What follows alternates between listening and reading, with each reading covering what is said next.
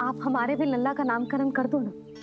पुत्री, ये क्या कह रही हो तुम? विनती कर रही हूँ, और मेरी जे आग्रह अस्वीकार मत ही करो। आप दोनों भाइयों का नामकरण एक साथ हो जाएगा।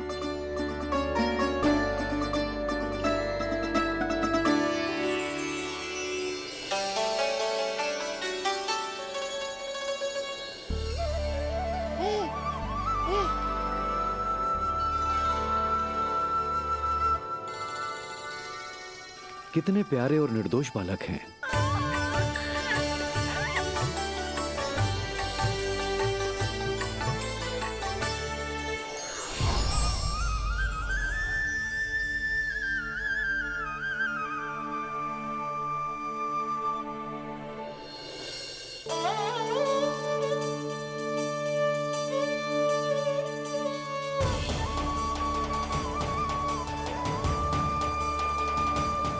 इन दोनों को देखकर गुरुदेव की आंखों में आंसू क्यों आ गए?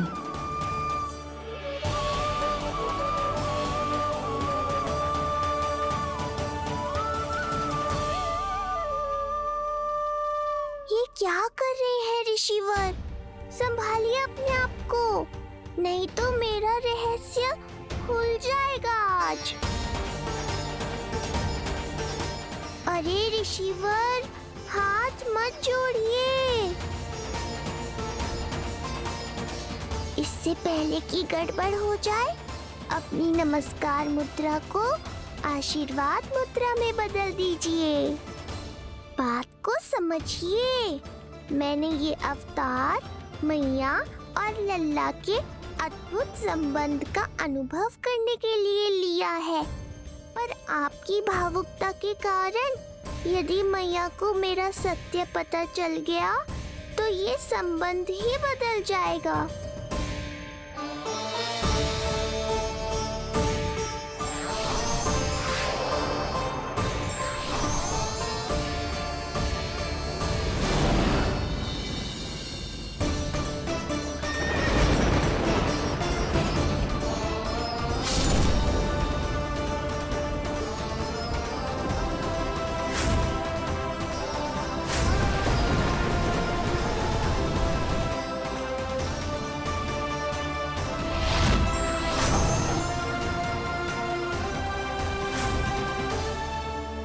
अब आप सब कुछ जान चुके हैं ऋषिवर, इसलिए अब मेरे सामने हाथ जोड़कर मेरे सत्य को उजागर मत कीजिए।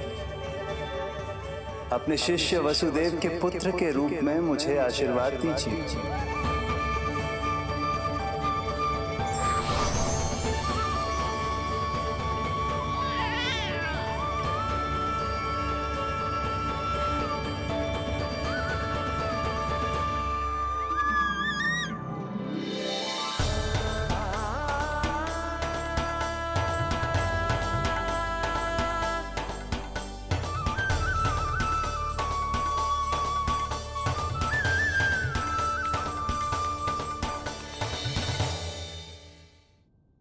ऋषिवर, आप मौन क्यों हैं? और आपकी आंखों में आंसू? सब कुछ ठीक है ना? अब तो आप हमारे लल्ला का नामकरण करोगे ना? इन दोनों का नामकरण करना मेरा सौभाग्य होगा पुत्री।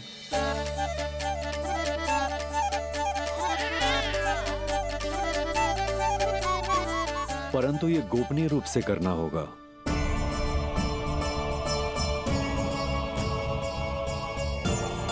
अवश्य ही स्वामी का आग्रह होगा, ताकि कंस की बुरी दृष्टि हमारे पुत्र पर ना पड़े। ये तो बहुत महान ऋषि हैं, इन्हें कंस के अत्याचारों के बारे में अवश्य पता होगा। अपनी संतान का नामकरण संस्कार करना एक मां के लिए उत्सव से कम नहीं होता है, पर यह छुपकर करना होगा। आप दोनों को स्वीकार तो है ना? जैसी आपकी आज्ञा गुरुदेव। स्वीकार है गुरुदेव। तो फिर कहाँ करना है हमें नामकरण का प्रबंध? गुरुदेव, मंदिर सही रहेगा? उससे पवित्र स्थान तो हो ही नहीं सकता है। ऋषिवर, आप तनिक विश्राम कीजिए, हम लोग प्रबंध करते हैं। मैं कुछ समय इन बालकों के साथ व्यतीत करना चाहूंगा। ये तो इनका सौभाग्य होगा। हमें आज्ञा दीजिए।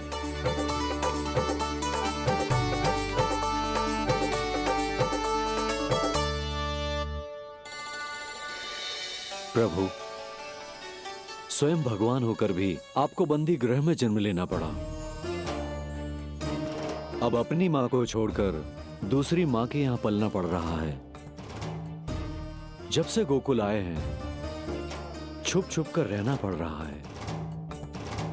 इतनी नन्ही सी अवस्था में दुष्ट कंस के कितने ही आक्रमणों का सामना कर चुके हैं आप।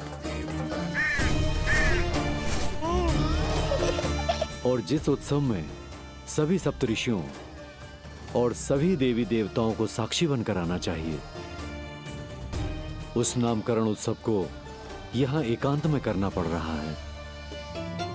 क्यों प्रभु, इतने कष्टों को सहकर ये अवतार क्यों लिया है आपने? दुष्टों का नाश करने के लिए, धर्म की स्थापना करने के लिए और सबसे अधिक मैया की ममता का अनुभव करने के लिए। पर इसके लिए इतने कष्ट? मानव जीवन लिया है तो कष्ट तो उठाने ही पड़ेंगे ऋषिवर। मानव जीवन की आंच जला रही है, फिर भी आप मुस्कुरा रहे हैं प्रभु। ये कैसा अनोखा अवतार है? आंच में जलकर भी यदि मैं नहीं मुस्कुराऊंगा तो अपने भक्तों को क्या शिक्षा दूंगा मैं? आज एक कंस का प्रकोप है, भविष्य में सहस्रों कंस होंगे और आने वाले युगों में होंगे अनगिनत कंस। उस समय मेरे भक्तों को पता होना चाहिए कि अपने कष्टों को कैसे सहना है और धर्म के पथ पर अडिग कैसे रहना है।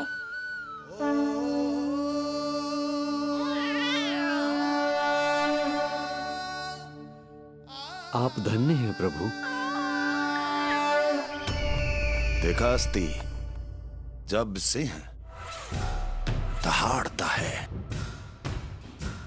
तो वन के सभी जीव जंतु इकट्ठे हो ही जाते हैं। वो सब जो मेरा विश्वास पात्र होने का अधिकार और ये सिंहासन पाना चाहते हैं, सामने आए।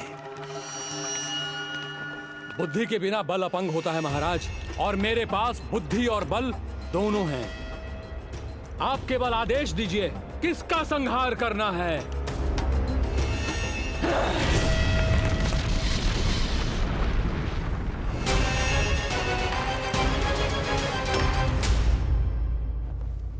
सारी तैयारी हो गई।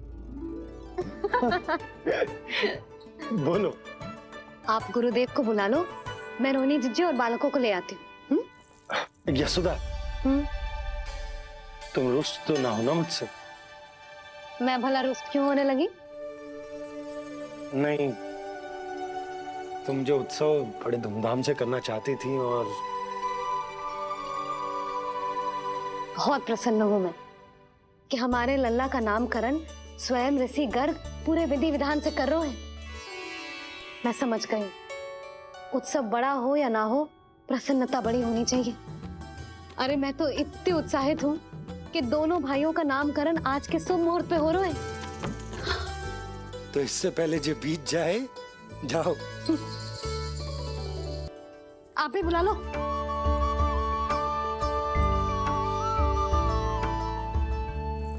यहाँ सब के सब एक से बढ़कर एक है, तो फिर अपने कार्य के लिए किसका चुनाव सबसे पहले करूं? मेरा सामर्थ्य तो आपने अभी तक देखा ही नहीं महाराज। चुटकी बजाकर शत्रुओं का विनाश कर सकता हूं मैं।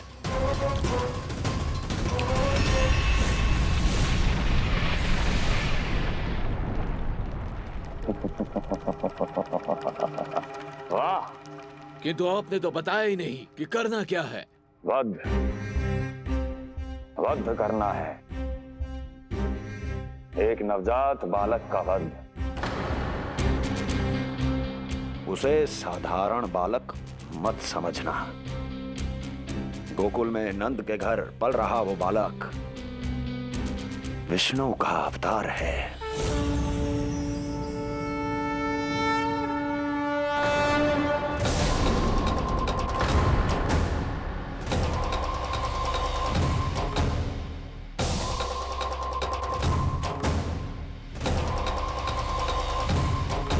क्या हुआ? इतना सन्नाटा क्यों छा गया? क्षमा कीजिए महाराज, पर मैं नन्हे बालकों के साथ हिंसा नहीं करता। विष्णु अवतार बड़ा छलिया है महाराज, मैं उसका मुख भी नहीं देखना चाहता।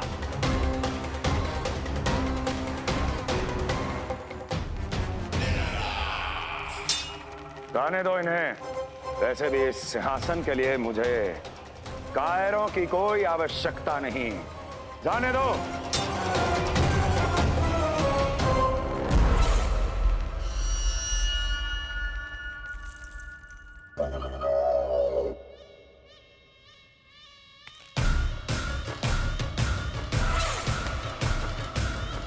दुर्जन,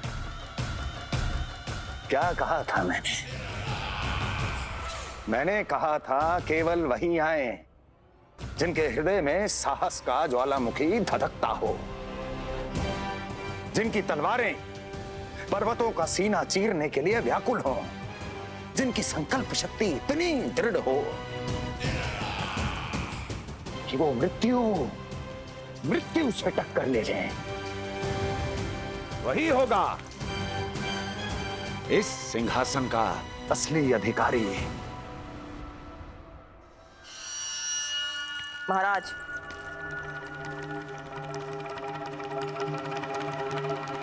ना तो आपके दिए इस सम्मान का कोई मूल्य रह गया है और ना ही आपके भय का।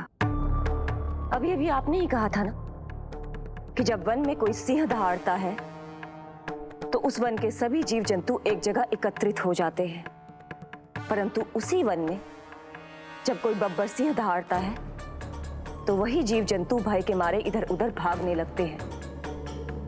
निश्चित ही वो बालक इन सब के लिए बब्बर सिंह बन चुका है।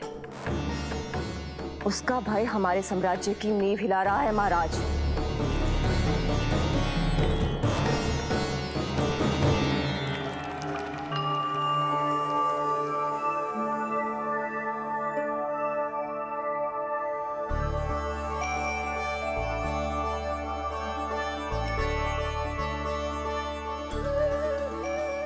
हे नारायण, मेरा मार्गदर्शन कीजिए।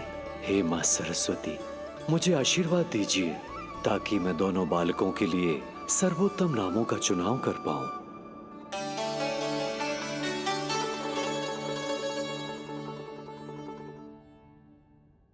आपके पुत्र को बड़े भाई के कर्तव्य का निर्वाह करना है और इस दायित्व को प्रभु श्री राम से अच्छा किसने निभाया है? जैसा अटूट संबंध उनका अपने भाइयों के साथ था, मैं श्री नारायण से प्रार्थना करता हूं कि वैसा ही प्रेमपूर्ण संबंध इसका भी अपने छोटे भाई के साथ हो।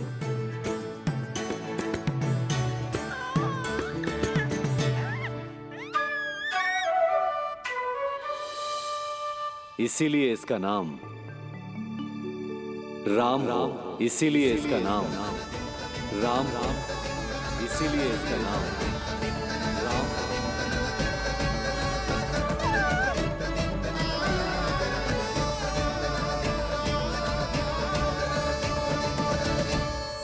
बड़े भाई में आदर्श, न्याय, संकल्प बल के साथ साथ शारीरिक बल भी होना चाहिए। मैं देख पा रहा हूं ये बालक इन सब बलों के लिए जाना जाएगा।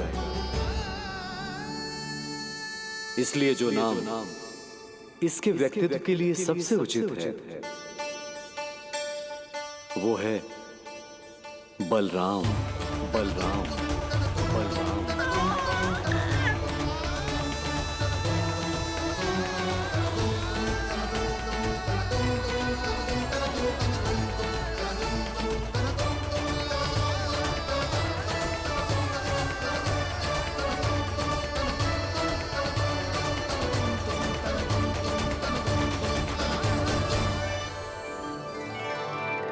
बलराम।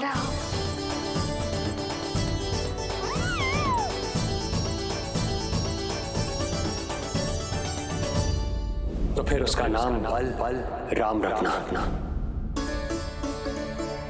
कैसा अद्भुत संयोग है रिसीवर।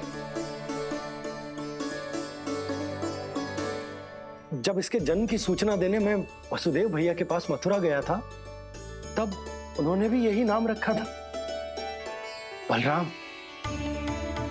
ये संयोग नहीं, नारायण की इच्छा है नंदराज। बलराम से अधिक उपयुक्त नाम इस बलराम के लिए कुछ और हो ही नहीं सकता है। पर मैं तो दाऊ कहकर ही बुलाऊंगा इन्हें, बलदाऊ।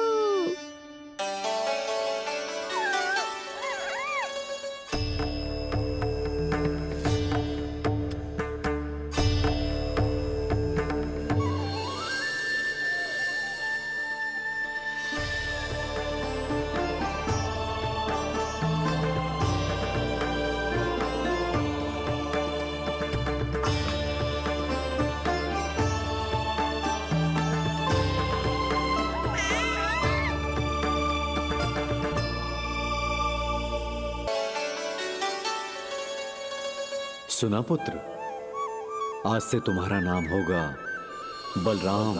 बलराम बलराम।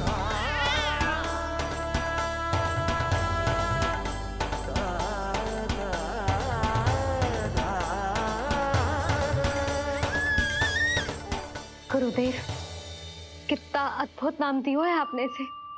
अब मेरे लल्ला को भी ऐसा ही कोई उत्तम सा नाम दे दो।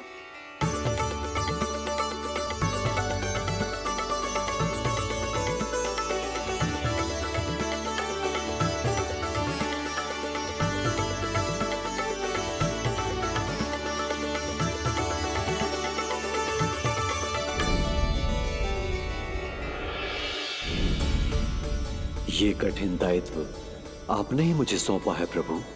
इसे निभाने की क्षमता भी आप ही दीजिए।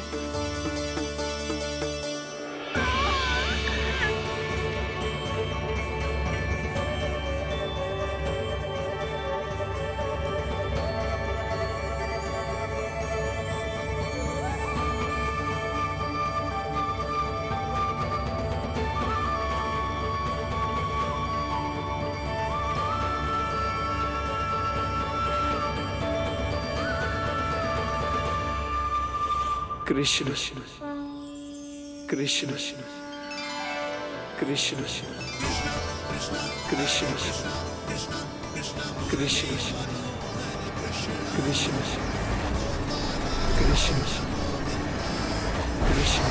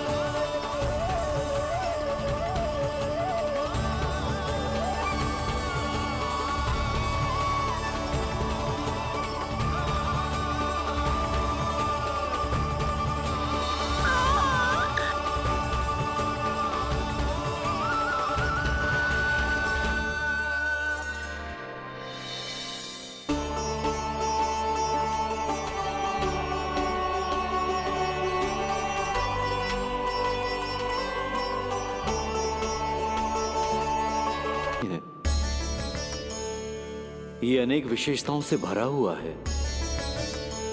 क बना है कमलकांत से, अर्थात वो जो श्रीपति विष्णु जैसा हो।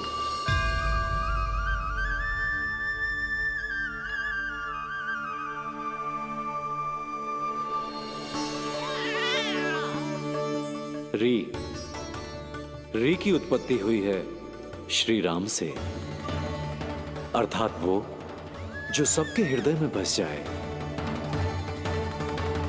श ऐश्वर्य के स्वामी विष्णु के लिए, अर्थात वो जो समृद्धि लेकर आए।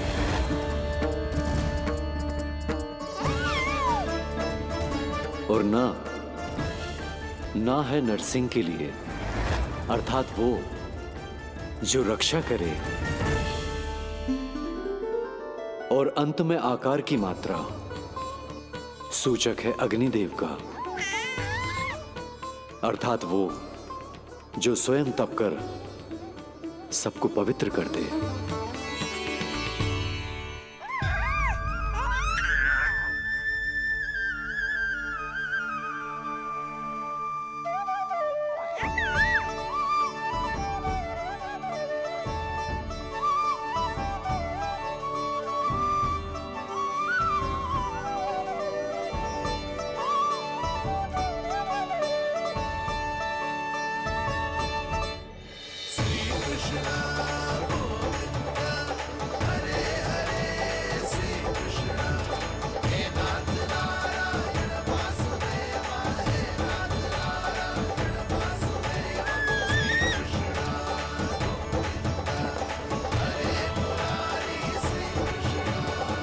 आज से तुम्हें सारा संसार जिस नाम से पहचानेगा